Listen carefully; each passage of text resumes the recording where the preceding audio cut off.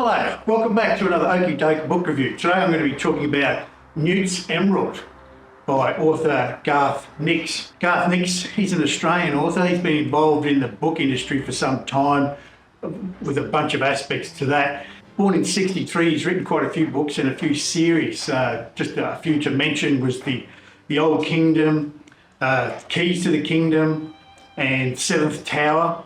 These are all fantasy type fiction books. It was a book that I bought again in a second-hand store, a little bargain box purchase. This book is what they call a Regency romance.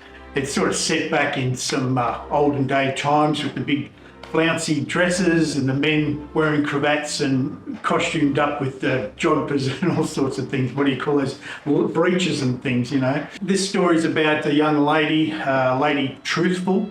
Interesting name. I'm not really sure why he picked that name. I was trying to see if there was a story behind that name, but not really. It's just a sign of the times, I guess. Odd names. She's got an auntie called Ermintrude, and these are the sort of names that you sort of see through the book. Not all of it, but some of the characters in the book do have sort of powers, fairy-like powers. They might be able to control the breeze or talk to animals or things like that. Now, Lady Truthful herself, she's coming of age, potentially looking for a husband in the back of her mind, but at the same time, not really interested. The story itself revolves around an emerald that she's going to inherit when she turns 21, and this emerald has got quite a lot of power.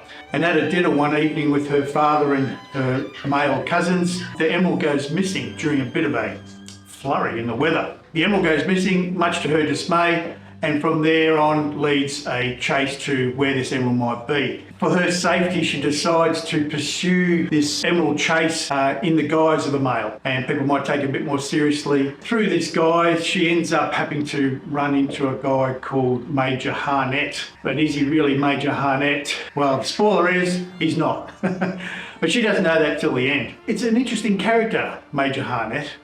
And there's a reason why he's using this name that's not really his. Lady Truthful and himself try to find where this emerald is. And it ends up being in the hands of this bit of a nasty piece of work called Lady Plethendon, something like that. And she really wants this emerald to, who knows really why, I'm not really sure why she wanted to. Like all people in that sort of position, they want power and they want to control people and have their way with the world. So I guess that's why she wanted the emerald. So this emerald really, it's been handed down from generation to generation in Lady Truthful's family, and her male cousins that were at the dinner, they're pretty keen to help her out and get the emerald back, so they go and do their own searches in their own way. There is a time when Lady Truthful and Major Harnett get captured themselves, and I don't want to spoil that too much, but they're sort of pushed together quite closely for a while, and as a result, Major Harnett feels like he's maybe compromised Lady Truthful and so offers to marry her. And then comes a time when she has to go to Brighton and stay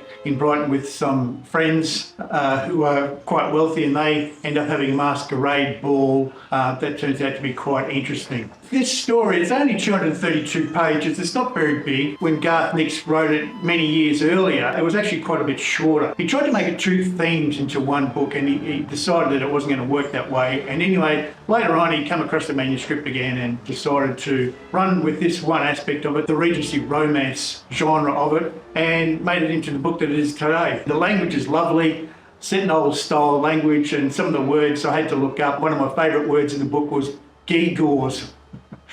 And there was a line in there that Lady Truthful's father says something about males dressing up in their charms and gewgaws. I'm going to try to use that in a sentence one day, in a conversation. The only thing that let me down in this book, I was a little bit disappointed in Lady Plethendon's demise. Her comeuppance was less spectacular than I anticipated. It was quite short and abrupt. Lady Truthful had to then take care of something that Lady Plethendon brought about to take out the town of Brighton, or at least where they were in Brighton, because she didn't like the people, and she had a bit of a revenge for some of the things that happened to her and her husband and so forth. Look, I gave this book about a 7 out of 10 because of the way the images were portrayed by Garth Nix. The use of the language was pretty good, and you could really picture, if you've got a good enough imagination, their clothing and the masquerades and all that sort of stuff, and the events that happen. Quick and easy to read, so I would recommend probably, if you're into that sort of thing, maybe have a look at his other series that he wrote. And it's good to see a fellow Australian writer with some interesting stories to tell. Thanks for watching. I'll catch you next time. See you later. Wish that guy would stop using his chainsaw. So good on you, Garth Brooks.